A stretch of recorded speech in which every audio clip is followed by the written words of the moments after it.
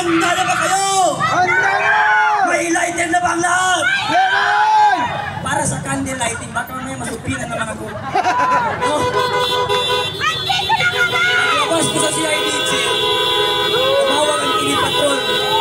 Kuya Park, pwede ka bang ma-interview? Sabi ko, oo, pwede. Sabi niya, hindi ka ba nagulat? Ano ang naging reaction mo nung tinalang ka ng sumpina? Sabi ko doon sa reporter, buhang ka ba? Hindi mo ba alam na ikaw ang dahilan kung bakit ako pinasumpina dahil sa balita mo na fake news? Buang yata ko, sabi ko. Tatanungin niya ako kung hindi ako nagulat. Siya ang dapat magulat. Kaya para hindi niya nakaalam na siya yung dahilan kung bakit pinasumpina. Ngayon, kaya tayo naririto dahil sa pagkikipaglaban kontra korupsyon, sapagkat napakalala na ng nakawan korupsyon sa ating bansa. Sa sobrang lala, kung naalala niyo nung September 21 na rally doon sa Luneta, mayroong isang babae na nagtataas ng kamay na kumakanta, sabi niya, Marcos Duterte walang pinag-iba. Yung kilikili niya nangitim na. Bakit nangitim ang kilikili niya? Kasi kahit yung pambili niya ng tawas, ninakaw ng mga kongresista. Malala pala itong mga congressman na ito. Pati pambili natin ng tawas, kinukuha nila. Ninanako nila. Pati tuloy mga kababayan natin na nangingitim na ang kilikili, parang binayuan ng kape. Malala ang nakawan dito sa ating bansa. Ngayon, ito ang nakakapagtaka. Si Claire Castro, di puta, di bobo, di putang ina mo. Bobo at gago, si Claire Castro. Saan ka makikita? Lahat ng project ng Pangulo niyang bangag sinasabi. Pag nagtanong ang reporter, ma'am, saan ko nakalagay yung mga ano na yan? Sabi niya, sige, ibibigay ko sa mamayang listahan. Gago ang Malacanang. Puro kapalpakan. Gawain kong 25 lang ang 1 kilong bigas. Ngayon na upo ang bangag. Ang bigas 60, ang shabu bumaba. Ang pangako niya sa atin, pag siya ang nanalo, 20 ang 1 kilong bigas. Bakit ngayon siya ang naupo, ang bigas 60, ang shabu bumaba? Baka kagaya natin siya na kumakain ng kukin, no? Noong sona niya, ano ang sabi ng bangag dating Pangulo? 15,500 na po ang ating nasisimulang flood control at mas marami pa tayong gagawin. Saan mo nilagay, Mr. President? Binangga ng barko? Sa bangag. Oo, nabaliw ka lang nung sinabi mo yon. Pangalawang sona niya, anong sabi niya? Marami na po tayong napapatubigan at mas marami pa tayong patutubigan. Ano ang tingin mo sa Metro Manila? Irrigation? Ano ang tingin mo sa Pilipino palay? Bangag itong Pangulo natin. Pinatubigan nyo tayo. Anong tingin mo sa Pilipino palay? Anong tingin mo sa Balintawak, Quezon City, Pasig, Bulacan? Irrigation? Napatutubigan mo? Sabi naman niya, mahirap kasing resolbahin yung mga baha. Kasi yung baha, yung bagyo, hindi na sumusunod sa dating schedule, eh, buwang ka pala eh. Siya pala ang nag-schedule ng bagyo. Buwang na Pangulo ito. Talagang buang. Kaya ko sinabi, etong administrasyon na ito, Congressman Abante, Zaldico, Martin Romualdez, BBM, lahat pa na nasa administrasyon ito, utak, hipon! Alam mo kung bakit mo sinabi utak, hipon? Kasi ang hipon, naghalo ang tayo pati utak na hindi kayang pagkiwalahin ang tama at mali. Ha? Sino ang top 1 na utak, hipon? si Congressman Abante. Ngayon, Abante, bagyo, may baha. Ito na ang panahon para palitan mo ang apelyido mo. Hindi na Abante. Alam niyo kung ano? Atras. Bakit? Ang hipon, pag lumalangoy, hindi pa Abante, paatras. Tama. Kaya ngayon, si Congressman Kiko Barzaga nandito ngayon. Bakit? Punong-puno na siya sa nakawan at korupsyon sa ating bansa. Bakit? Hirap na si Congressman Kiko Barzaga. Isa siya sa mayroong pinakamalaking binabayarang tax sa Pilipinas. Bakit? Siya ang may pinakamaraming pusang pinapakain sa Pilipinas. Ha?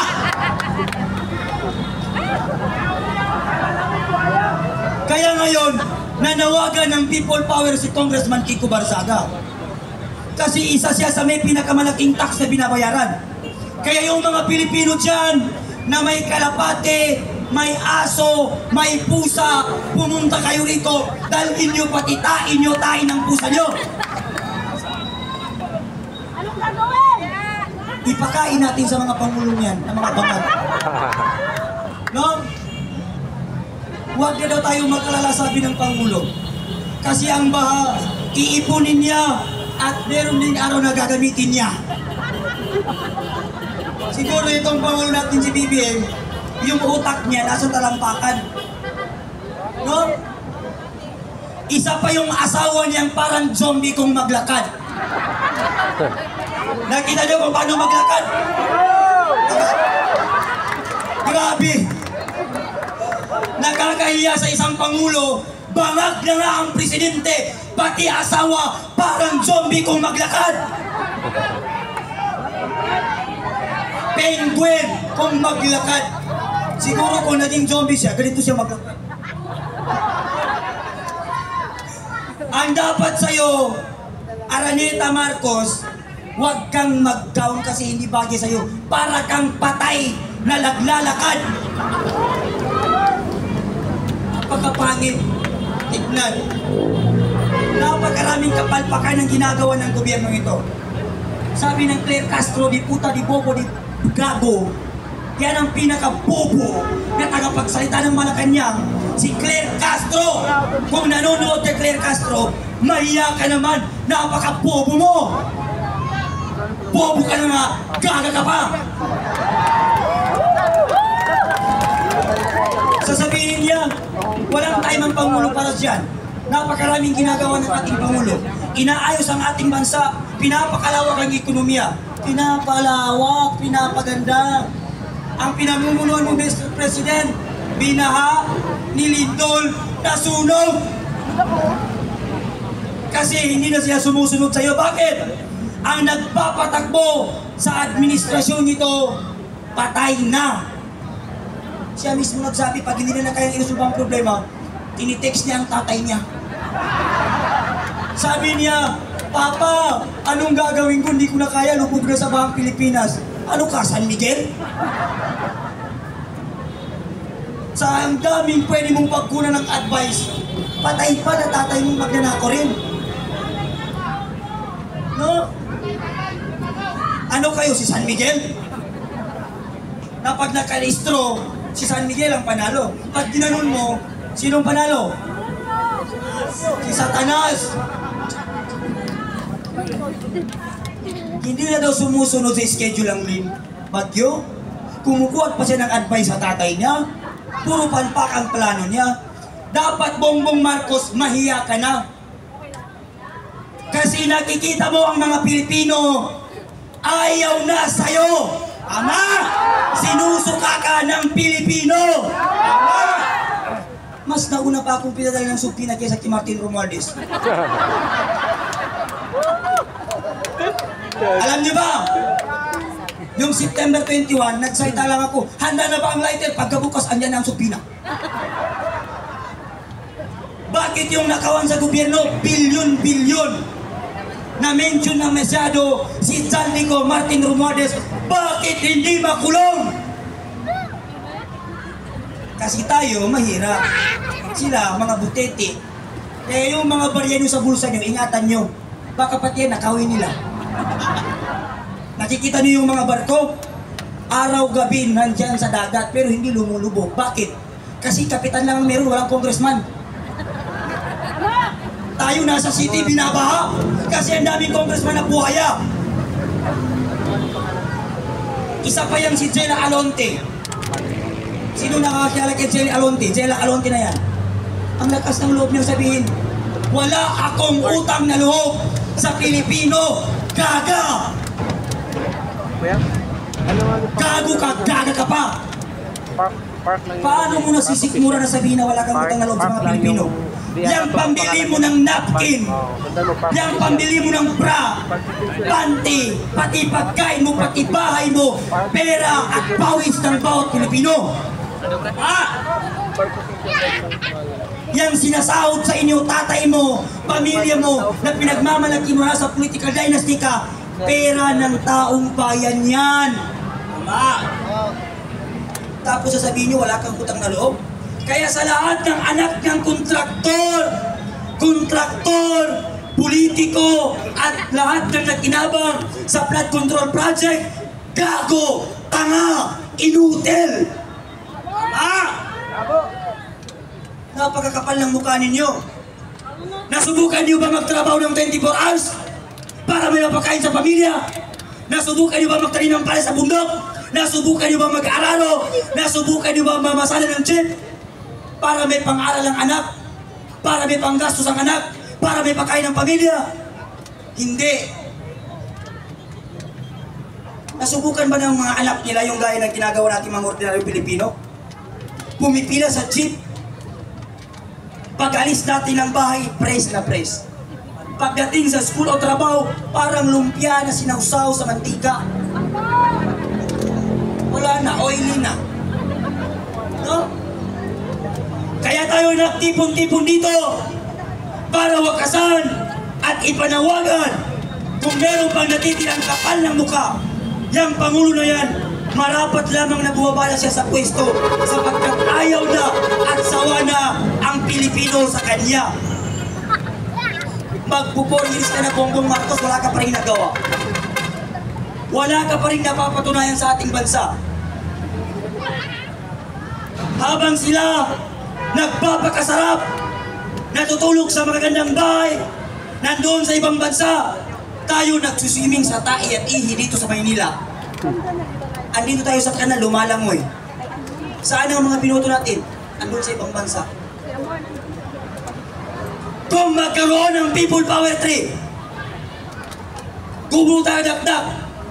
Noong una, nag-people power din sila. Pumalit si Marcos, pumalit si Erap, people power na naman, etro naman tayo. Hanggat hindi natin gayaan ang gaya ng Nepal at Indonesia, hindi matututo ang mga politikong namumuno sa atin. Kaya dapat maeksampulan yung mga politikong kungkung na yan. Balatan ng buhay, kilawin, utangin na yan. May libak ba siguro yan? Kayo na lang sigurong kumain. Kung natin Romualdez mukhang ang asim. Pati si Charlie ko ang asim. No? Maasim ang mga mukha nila, kakapal ng pagmumukha nila. Mga gago, mga tarantado, mga inutil. Dati ang akala ko ang buhaya nasa tubig lang. Ngayon nasa Malacanang na sila, nasa House of Representatives pa sila. High-tech na, nakabarong pa. Dati ang buhaya kinakain karni lang, kinakagat tao. Ngayon arte na. Pera na ang kinakain. Ayaw ng barya, gusto bilyon. Trilyon-trilyon ang gusto nilang kainit na kawin. Kaya sabi ko sa CIDC, maubusan kayo ng papel, kakasupina niyo sa akin. Kahit isang landtrack pa ang dali niyo sa supina, kahit nasa loob ako ng kulungan, magsisigaw-sigaw ako dyan. Sabi ng pulis sa akin, sir, ba't mo gustong makulong? Kasi nagpahuli ko, ayaw ko huliin. Sabi ko, sir, gusto kong makulong. Bakit? Kasi sabi ko doon sa loob ng kulungan, hindi ka na magtatrabaho, hindi mo na problema kakainin mo, hindi ka na magre-rent ng ihigaan mo. Pakakainin ka nila doon. Meron ka pang higaan. Sabi nung pulis, sa lahat ng tao ko lang ibang prinsipyo. Gusto mo makulong dahil uupo po lang? Sabi ko, oh sir, pagod na ako sa labas eh. Di ba? Puro nakaw, ilang pangulo na ang binoto natin. Pero, umunlad ba ang Pilipinas? Umunlad ba o hindi? Yan. Nagalit pa ang mga taga-Luzon dahil minura ko sila. Sabi ko, putang ina ng mga taga-Luzon. Eh, totoo naman ang putang ina nila eh. Ayaw nilang lumabas eh. Tayo na ngayon nandito. Galing ng Cebu, galing ng Mindanao. Asa na yung mga taga-Tondo? May taga-Tondo ba rito? Taga-Tondo wala? Oo. Sabi ng mga taga-Tondo, mas matapang ang taga-Tondo kaysa Mindanao. Asa na kayo ngayon? Asa na ang taga-Tondo? Saan na yung may mga tato? Pati itlog may tato. Bibilib lang ako sa tapang mo kung makisama ka at makilaok dito sa laban ito kontra korupsyon. Maraming salamat at magandang gabi. Bayan, fake news ang TV Patrol. Okay. Maraming salamat po, Kuya Park. Okay. Ngayon,